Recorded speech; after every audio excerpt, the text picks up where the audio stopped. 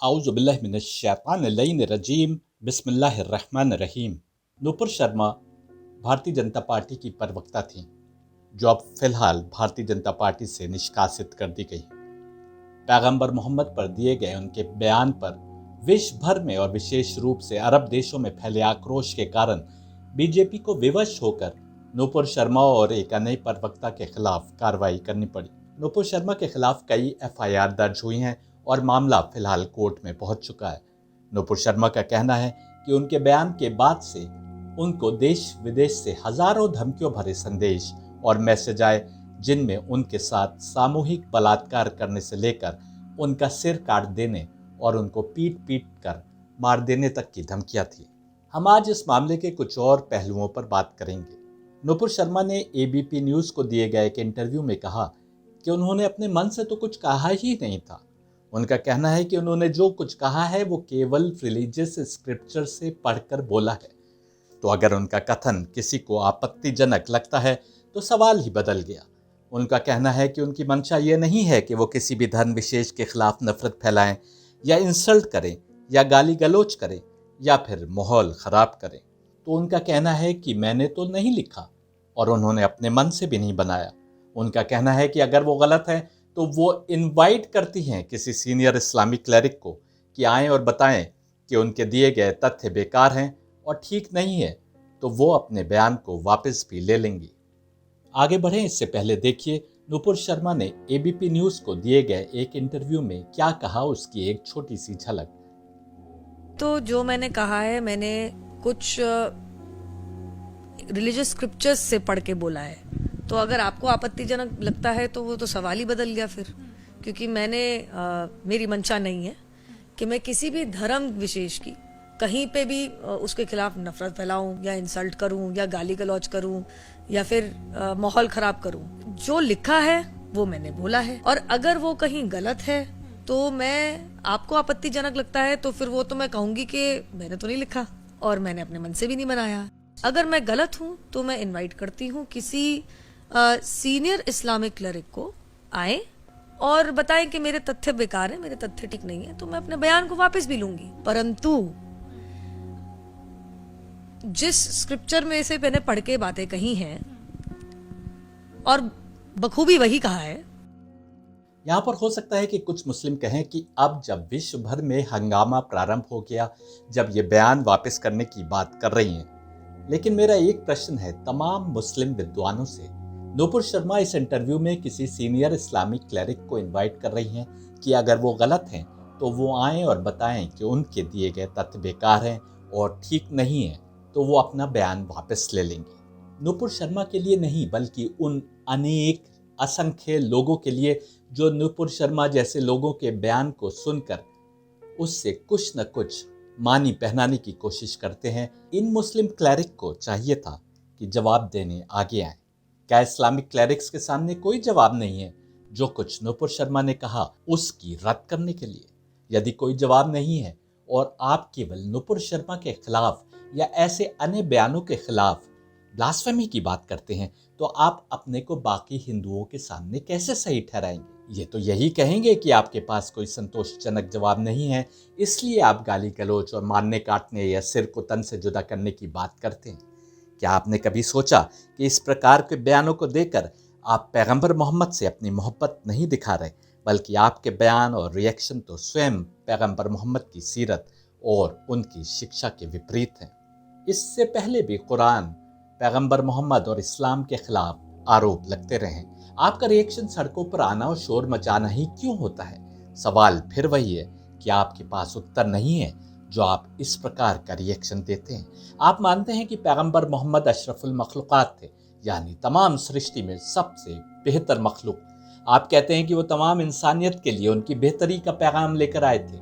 आप ये भी मानते हैं कि वो किरदार में, आचरण में, व्यवहार में तमाम इंसानियत के लिए नमूना थे। मेरा भी इन सब बातों पर यकीन है, लेकिन फिर क्यों आप जो हमले हो रहे हैं उनका संतोषजनक उत्तर नहीं देते, जो दिलों को छू जाए, जो दूसरे को ये सोचने पर मजबूर कर दे कि आरोप गलत है और आप सही हैं? क्यों आप उनका असली किरदार और आचरण जमाने के सामने पेश नहीं कर पाते? गुस्सा आना स्वाभाविक है, आप किसी से मोहब्बत करते हैं, उसके बारे में कोई कुछ अनाप शनाप कहे तो आपका गुस्सा आना स्वाभाविक है, लेकिन आपका रिएक्शन क्या होगा ये तो आपके आचरण पर निर्भर है, आपके नेचर पर निर्भर है। जिसको गाली देना ही नहीं आता वो कैसे गाली देगा? जिसको मार काट करना ही नहीं आती वो कैसे और किसकी मार काट करेगा? लेकिन आपका रिएक्शन बताता है कि आप खुद पैगंबर मोहम्मद के रास्ते से बहुत दूर आ गए। मेरी बात समझिए। आप कहते हैं कि मुसलमान वो है जो हर समय अपने रब से रूहानी यानी स्पिरिचुअल रिश्ता बनाए रखने की कोशिश में रहता है, पर क्या आप खुद उस पर अमल करते हैं? आप तो अपने अमल से पैगंबर मोहम्मद, कुरान और इस्लाम पर उंगली उठने का कारण बनते हैं। आप तो इतना भटक गए हैं हक की राह से कि आपके पास आपके रसूल, आपकी किताब और आपके दीन पर होने वाले हमलों का उत्तर ही नहीं है। किसी ने कुरान की 26 आयतें सामने रखी कि उसके अनुसार ये आयतें कुरान में नहीं होनी चाहिए। समूचे भारत में और यहाँ तक कि पाकिस्तान में भी एक भी मुस्लिम क्लैरिक सामने नहीं आया जिसने पूरी तरह साबित किया हो कि ये आयतें क्यों कुरान का अनिवार्य हिस्सा हैं और ये वो कुछ नहीं कह रही जो तुम दिखाने की कोशिश कर रहे हो। एक पुस्तिका सामने आई जो पैगंबर मोहम्मद को बदतरीन चरित्र वाला व्यक्ति दिखा रही थी। वो उनको तमाम आतंकवाद का जनक बता रही थी, उनको वुमेनाइजर और सेक्स मैनियाक तक लिख रही थी। उनके लिए कह रही थी कि उन्होंने अपने साथियों को अनुमति दे रखी थी कि वो खुलकर रेप करें। उनको मास किलर बता रही थी, आयशा से 9 वर्ष में उनकी शादी का उपहास उड़ा रही थी और ऐसे अनेक आरोप लगा रही थी। तुम में से एक भी यह साबित करने सामने नहीं आया कि इन सब आरोपों का तर्कपूर्ण खंडन करे। यही तो कारण है कि अपने इंटरव्यू में नुपुर शर्मा सीनियर क्लरिक्स को दावत दे रही है कि वो सामने आए और तर्कपूर्ण उत्तर देकर यह साबित करें कि नुपुर शर्मा द्वारा मुस्लिम सोर्सेस से पढ़कर बताई गई बातें गलत हैं। तभी वो अपना बयान वापस लेंगी या अपने ही मानने वालों के सामने और उनकी बात को सही समझने वालों के सामने लाजवाब हो जाएंगी। क्या ये अच्छा नहीं होता कि तुम में से कोई एक सामने आकर तर्कपूर्ण उत्तर देता? यदि नुपुर शर्मा स्वयं ही उन तर्कों के आगे अपना बयान वापस ले लेती तो इससे बड़ी जीत तुम्हारी और क्या होती। लेकिन या तो तुम्हारे पास जवाब नहीं है, या जवाब देने का सलीका नहीं है, या कुछ किताबों या व्यक्तियों की छवि को बेहतर पेश करने की कोशिश में तुमने इसकी भी चिंता नहीं की कि आरोप पैगंबर मोहम्मद या कुरान या इस्लाम तक पर लगने लगेंगे, और या तुम स्वयं दीन से उतना दूर आ चुके हो कि तुम्हारे पास देने के लिए संतोषजनक उत्तर ही नहीं। सैयद हैदर कोई बड़ा इस्लामिक क्लैरिक तो नहीं, बल्कि हकीकत तो यह है कि सैयद हैदर कोई क्लैरिक भी नहीं, केवल 2 और 2 4 के रूप में अकल की रोशनी में विभिन्न ग्रंथों को पढ़ने की कोशिश करता है। तुम में से एक ने भी जब पैगंबर मोहम्मद के चरित्र पर पुस्तिका मोहम्मद द्वारा किए गए हमलों का उत्तर नहीं दिया तो सैयद हैदर ने उस पुस्तिका में लगाए गए एक एक आरोप का तर्कपूर्ण उत्तर दिया, जो सैयद हैदर की हिंदी में छपी किताब अफ्तार मोहम्मद में पढ़े जा सकते हैं। लेकिन तुम तो ऐसा दुनिया में डूबे हो कि ना तो तुम्हारे पास स्वयं उत्तर देने की फुर्सत है और ना ही किताब पढ़ने की। तुम यदि स्वयं उत्तर नहीं दे सकते थे तो तुम्हें चाहिए था कि किताब अफ्तार मोहम्मद को हर उस व्यक्ति तक पहुंचा देते जिसके पास पहले से सोशल मीडिया पर घूम रही पुस्तिका मोहम्मद पहुंची है। पर ना तो तुमने या तुम्हारे क्लरिक्स ने स्वयं कोई उत्तर दिया और न ही उन्होंने इस टॉपिक पर छपी किताब को पढ़ने की कोशिश की जिसमें सैयद हैदर ने अपने थोड़े से ज्ञान से जो कुछ उत्तर उसकी समझ के अनुसार बन रहे थे देने की कोशिश की। अब नुपुर शर्मा जब पैगंबर मोहम्मद पर कोई और आरोप लगाती हैं तो तुम्हारे पास उसका भी संतोषजनक उत्तर नहीं। तुम नुपुर शर्मा को बुरा भला कहोगे, उसको मारने की धमकी दोगे, विदेशों में अपने ताल्लुकात का प्रयोग करके वहां जुलूस और धरने निकलवाओगे, बहुत से खुद से पैगंबर मोहम्मद की मोहब्बत में धरने और जुलूस निकालेंगे, कुछ देशों को भारत से व्यापार बंद करने के लिए प्रेरित करोगे, परंतु तुम संतोषजनक उत्तर दे पाने से बहुत दूर हो। यदि तुमने सैयद हैदर की किताब अफ्तार मोहम्मद पढ़ी होती तो उसमें नुपुर शर्मा द्वारा पैगंबर मोहम्मद की छवि पर लगाए गए आरोप का भी उत्तर देने की कोशिश की गई थी, परंतु तुम ऐसा क्यों करने लगे? आने वाले लेक्चर्स में सैयद हैदर तुमको बतलाएगा कि पैगंबर मोहम्मद ने क्यों इतनी शादियां करी। क्या हकीकत में उन्होंने 6 वर्ष की आयशा से निकाह किया और 9 वर्ष की उम्र में उनसे रिश्ता बनाया, और यदि ऐसा किया तो उसके पीछे क्या कारण था? इससे जुड़े और भी बहुत से पहलुओं पर बात होगी जो उन पर आरोप लगाए जाते, जैसे कि पुस्तिका मोहम्मद में कहा गया था कि पैगंबर मोहम्मद ने अपने सिपाहियों के लिए उन पर हमलावर फौज में से पकड़ी गई महिलाओं के साथ बलात्कार करना जायज कर दिया था, या ऐसे ही कुछ और आरोप जो लगाए जाते हैं उन सब का जवाब देने की कोशिश करी जाएगी। याद रखो, विदेशों से प्रेशर बनवाकर, भारत के साथ व्यापार रुकवाकर नुपुर शर्मा आदि को उनकी पार्टी से तुम बर्खास्त तो करा सकते हो, लेकिन यदि तर्कपूर्ण उत्तर नहीं दिए और जिस प्रकार की तुम नफरत भरी बातें करते हो वो करते रहे, तो तुम ना तो इस्लाम की, ना कुरान की और ना ही पैगंबर मोहम्मद की एक अच्छी छवि दूसरों के दिलों में पहुंचा सकते हो। मुझे बतलाओ, इस्लाम जबरदस्ती किसी को खामोश करने का नाम है या दिलों को जीतने का धर्म है? मुझे बतलाओ कि अनेक हिंदुओं ने जिन्होंने नुपुर शर्मा के बयान के जवाब में आ रहे तुम्हारे रिएक्शन को देखा और पढ़ा है, क्या वे इस्लाम और कुरान और पैगंबर मोहम्मद से करीब हुए होंगे या उनसे दूर? तुम सपने देखते हो कि एक दिन इस्लाम हर तरफ फैल जाएगा। क्या वो दिन फैलेगा जो तुम जी रहे हो? तुमने तो असल दीन को पहचाना और समझा ही नहीं। उस दीन को जीना तो बहुत दूर की बात है।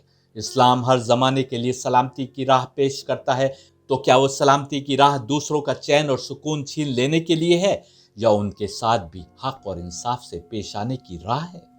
नुपुर शर्मा की माने तो उनको 70,000 से अधिक जान से मारने की धमकियां आई हैं। 70,000 प्लस मुझे जान से मारने की धमकियां आई हैं, और मैं आपको बता दूं तो भारत से नहीं, विश्व भर से आ रही हैं। क्या आया है मेरे लिए? गुस्ताखे रसूल की एक ही सजा, सर तन से जुदा। कि मेरी माता जी का सामूहिक दुष्कर्म हुआ तो मैं पैदा हुई, और इसीलिए मेरा और मेरी बहन के साथ सामूहिक दुष्कर्म होना चाहिए। तीसरा, कि मुझे और मेरे परिवारजनों को जान से मारना पड़ेगा।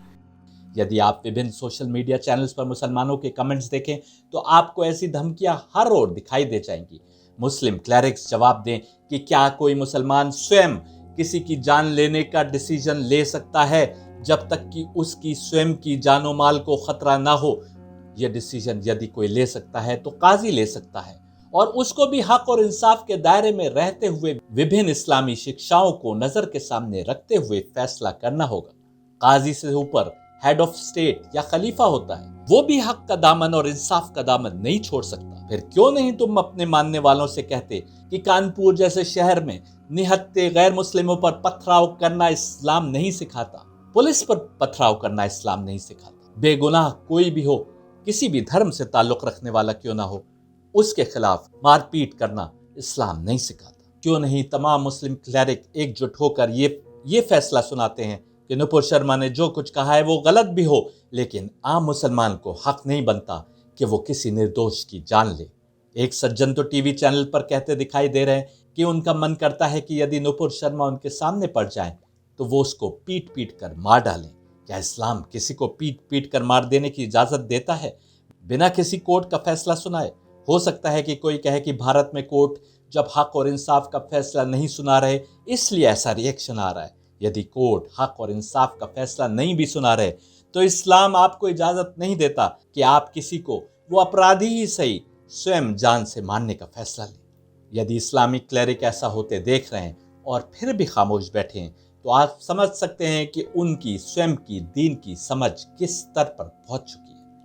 नुपुर शर्मा ने एबीपी न्यूज को बताया कि उनको मिलने वाली धमकियां दुनिया के कोने कोने से आ रही हैं। किसी ने लिखा कि गुस्ताखे रसूल की एक ही सजा, सिर तन से जुदा।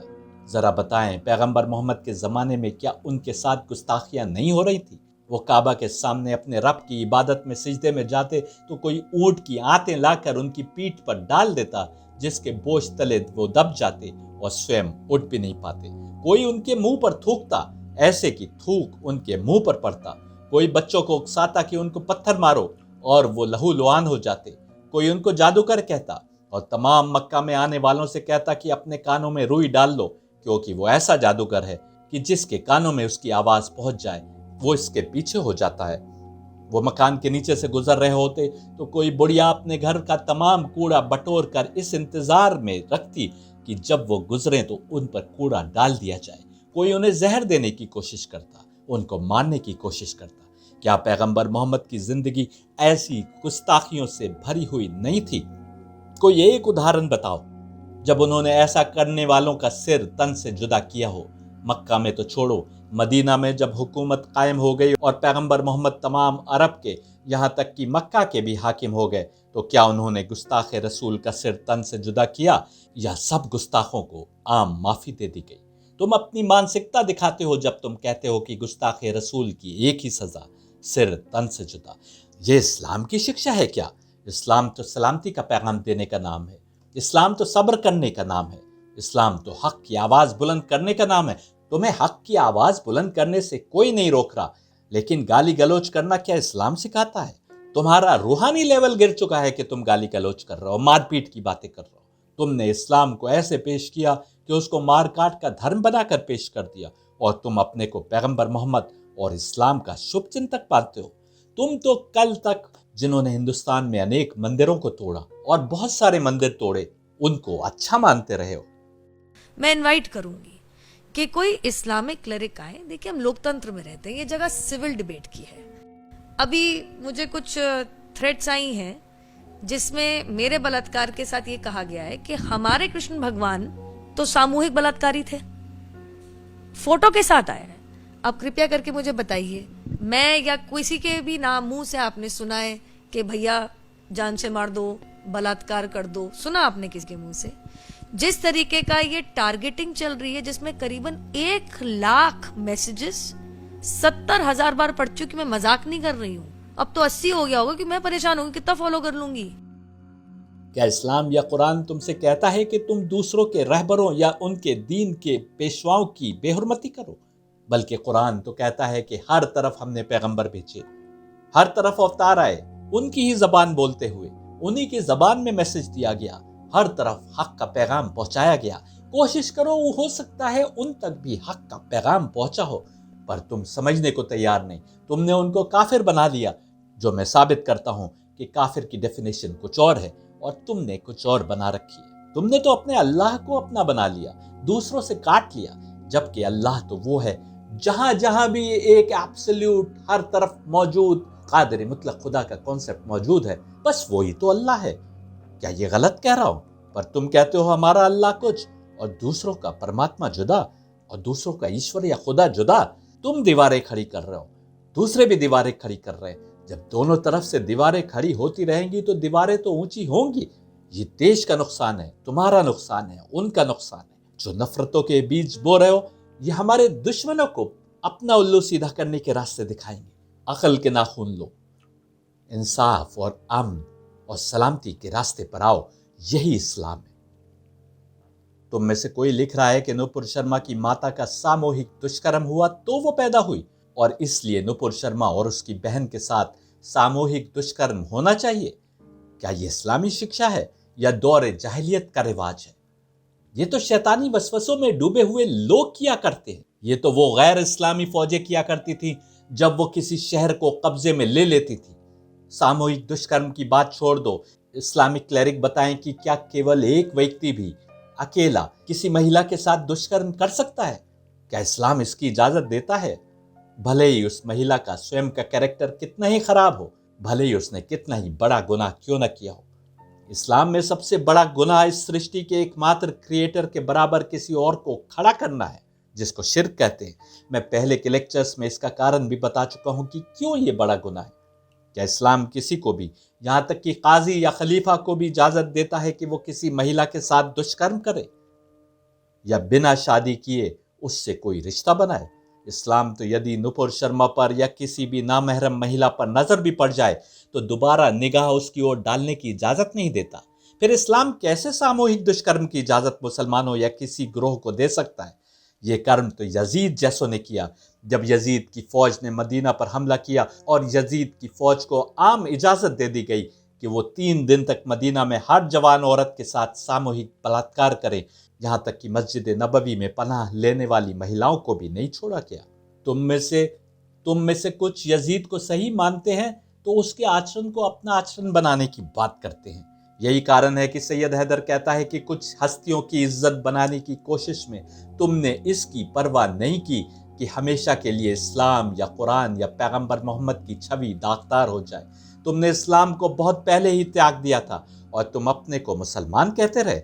तुम कारण हो अपने रसूल, अपनी किताब और अपने दीन पर हमलों के।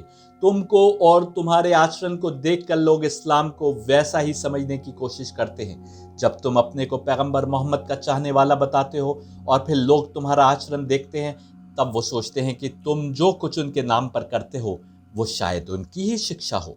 असल में तो तुम या तुम में से बहुतेरे गुस्ताख रसूल है, जिन्होंने रसूल की शिक्षा को ना माना और ना समझने की कोशिश की, जो इस्लाम को अपने लिबास और अपनी आस्तीनों पर लेकर चलते हैं लेकिन इस्लाम जीते नहीं, जो अपने को पैगंबर मोहम्मद के रास्ते पर चलने वाला बताते हैं लेकिन उस रास्ते से गुमराह है, और जिनकी हरकतों और किरदार को देखकर लोगों ने पैगंबर की छवि और इस्लाम की शिक्षा को समझने की गलती की।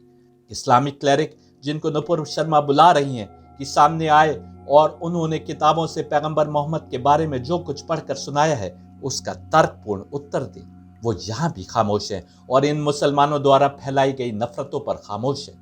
याद रखें, उधर से नफरत फैलाई जाए या इधर से, नतीजा एक ही निकलेगा। नफरत के बदले में नफरत और दूरियां और अधिक बढ़ेंगी, दीवारें और ऊंची होंगी। यह हमारे दुश्मनों की साजिश का हिस्सा तो हो सकता है, लेकिन इस्लाम समाज में नफरत फैलाने की इजाजत नहीं देता। इस्लाम किसी भी दूसरे धर्म के मानने वाले को जबरदस्ती खामोश करने का हुक्म नहीं देता। यदि इस्लामी हुकूमत भी हो तो भी आम इंसान इस बारे में कोई फैसला नहीं कर सकता। ये फैसला केवल और केवल काजी यानी अदालत या सुप्रीम हेड कर सकता है। अदालत तय करेगी कि नुपुर शर्मा ने जो कुछ कहा उस पर उसको क्या सजा मिलनी चाहिए, मिलनी भी चाहिए कि नहीं। तुम कौन होते हो अपने फैसले सुनाने वाले? अदालत के लिए आवश्यक है कि हक और इंसाफ की बुनियाद पर फैसला सुनाए। यदि जज जानते बूझते हुए कि जो फैसला वो सुना रहा है वो हक और इंसाफ पर नहीं है, कोई फैसला सुनाता है, तो वो न केवल अपने पेशे से गुस्ताखी कर रहा है, बल्कि वो भूल रहा है कि उससे बड़ी भी एक अदालत है जहां तमाम फैसला करने वालों के भी फैसले होंगे। क्या तुम भी उस अदालत को भूल गए जो गुस्ताख रसूल को भी सजा देगा और इंसाफ से परे फैसला करने वालों को भी सजा देगा? कुरान अल्लाह को जजों का जज बता रहा है और यह भी कह रहा है कि उस फैसले के दिन तुम देखोगे कि किसी के खिलाफ रत्ती बराबर भी नाइंसाफी नहीं हुई। एबीपी न्यूज को दिए गए इंटरव्यू में नुपुर शर्मा कह रही हैं कि वे इनवाइट करती हैं कि कोई इस्लामिक क्लैरिक आए और लोकतंत्र में रहते हुए सिविल डिबेट करे। सिविल डिबेट करे, क्या आवश्यक नहीं कि कोई क्लैरिक अक्ल और तर्क की रोशनी में उनके द्वारा पेश की जा रही समझ को गलत बुनियाद पर ठहराए ताकि उनको सुनने वाले दर्शक हकीकत को समझ सके। देखिए वो क्या कहती है।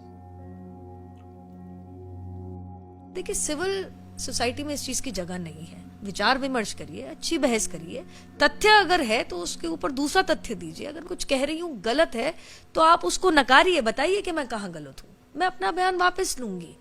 लेकिन जवाब में अगर आप मुझे मेरे परिवार के साथ सामूहिक दुष्कर्म, सर तन से जुदा और जान से मारने की और खून खराबा करने की और माहौल बिगाड़ने की बात करेंगे, सिर्फ भारत से नहीं आ रही है, पाकिस्तान से, इंग्लैंड से, दुबई से, साउथ ईस्ट एशियन कंट्रीज से, तो मैं पूछना चाहती हूं कि अगर किसी के स्क्रिप्चर से कुछ पढ़ना बोलना अगर मार काट की थ्रेट और धमकी इनवाइट करता है, तो फिर आदरणीय सर्वोच्च न्यायालय ने जो कहा था कि हम एक फ्रीडम ऑफ स्पीच की कंट्री है and free speech and dissent is a safety valve of a democracy, तो क्या वो सही नहीं था? तो ये कौन लोग हैं जो आदरणीय सर्वोच्च न्यायालय की बात ना मान के इस तरीके की बदसूरत धमकियां मेरे और मेरे परिवारजनों को भेज रही हैं? हमको याद रखना चाहिए कि कुरान भी कह रहा है कि हर कर्म 3 तरह से हो सकते हैं। मैं जगह जगह पर साबित करता आया हूं कि कुरान केवल निचोड़ है, सार है, जिस्ट है उस सारी शिक्षा का जो पहले के रसूलों यानी अवतारों के माध्यम से विभिन्न इलाकों और विभिन्न भाषा बोलने वालों के दरमियान दी जा चुकी थी। कुरान के इस एक वाक्य को विस्तार से गीता बता रही है जब कह रही है कि तुम हर कर्म 3 नियतों से कर सकते हो। सात्विक यानी जिसमें खुदा हो, या हक हो, रजसिक यानी जिस कर्म को करने के पीछे तुम दुनिया के लाभ चाह रहे हो, और तमसिक यानी जो कर्म तुम अपनी आत्मा को शैतान के वश में लाकर कर रहे हो। ये तो गीता का संदेश है हर जमाने के लिए। हम और आप फैसला नहीं कर सकते कि किसी ने यदि कोई बयान दिया है या कोई कर्म किया है तो उसके पीछे कौन सी नियत है। हो सकता है कि वो अपनी अकल के अनुसार पूरी छानबीन करके उस नतीजे पर पहुंचा हो जो वो बयान कर रहा है। ये भी हो सकता है कि वो अपने बयान के द्वारा दुनिया के लाभ ढूंढ रहा हो, जैसे सियासत में आगे की छलांग या दौलत या कुर्सी या कोई और ऐसा लाभ। ये भी हो सकता है कि जुल्मत यानी तमस उसकी आत्मा में घर किए बैठी हो, उस व्यक्ति की आत्मा को प्रयोग कर रही हो अपने ऑफिस के तौर पर नफरतों को बढ़ाने या हक को कुचलने की कोशिश में। मैं दिखाता आ रहा हूं कि दिन भर में हम जितने कर्म हक को खड़ा करने या इंसाफ को उजागर करने और इस सृष्टि के एक क्रिएटर से अपनी आत्मा को करीब करने की कोशिश में करेंगे, वही सात्विक कर्म है। और उन्हीं कर्मों की बुनियाद पर हमारी आत्मा पाकीज़गी की मंजिल पर आगे बढ़ेगी या गड्ढे में गिरती जाएगी। मरते समय जब आत्मा शरीर को छोड़ती है तो उस समय उसके लेवल की बुनियाद पर फैसला होता है कि अब उस आत्मा का स्थान क्या होगा, कहाँ होगा। हिंदू तो पुनर्जन्म में यकीन रखते हैं। वो तो मानते हैं कि आत्मा शरीर को छोड़ते समय जैसी स्थिति में होती है वैसा ही शरीर पाती है। दूसरी ओर गीता कह रही है कि यदि तुम हक की तलाश में सच्चे मन से बढ़ रहे हो और शरीर को छोड़ते समय तक आत्मा हक को नहीं पहचान सकी, तो तुमको ऐसी जगह पैदा किया जाएगा जहां तुम आसानी से हक और हकीकतों को जान पाओ। और यदि रजसिक या तमसिक कर्म कर रहे हो तो उसके अनुसार ही तुमको आगे पैदा किया जाएगा। मैं तो कहता हूं कि वो परमात्मा जो तमाम सृष्टि का रब है, उसके लिए शायद यही इंसाफ हो कि जब तुम किसी के खिलाफ नफरतें फैलाकर उन्हें अपनी चरम सीमा तक ले जा चुको, तो वो तुम्हें उन्हीं के बीच पैदा कर दे जिनके खिलाफ तुम नफरतें फैलाते हुए दुनिया छोड़कर गए थे। कुरान भी कह रहा है कि कुछ लोग तो ऐसे होते हैं कि जानवरों से भी बदतर, चौपायों से भी बदतर, वहशी, खूंखार, अक्ल न रखने वाले। ऐसे लोग ना तो कुरान पर चलने वाले हो सकते हैं और ना वेदों या गीता पर चलने वाले। कुरान और गीता दोनों कह रहे हैं कि यह हिदायत है केवल उनके लिए जिन्होंने अपनी आत्मा को कुछ हद तक पाक कर रखा है। ईमान लाने के लिए ही कुरान या गीता हिदायत बन सकते हैं ताकि उस व्यक्ति को ईमान की मंजिलों तक और आगे पहुंचाया जा सके, उसे मोक्ष यानी निजात की राह पर लगाया जा सके। देखिए इस टॉपिक पर मेरा एक लेक्चर। ये तो बयान देने वाला जानता है कि उसका कोई बयान सात्विक नियत से है, रजसिक नियत से है या तमसिक नियत से है। सजा या जजा तो मिलनी है और रूह यानी आत्मा को ऊपर या नीचे चढ़ना या फिसलना है हर कर्म के बदले में। कुरान कह रहा है कि यदि तुमको अच्छा और बुरा दोनों मार्ग बता दिए गए थे तो तुम वो मुश्किल चढ़ाई क्यों न चढ़े जिसके आगे तुम्हारी बेहतरी थी। ये मुश्किल चढ़ाई आत्मिक उत्थान है, रूहानी इर्तिका है। मुसलमानों ने भी रूहानी तरक्की के मार्ग को छोड़ दिया और दुनिया में गिरफ्तार हो गए।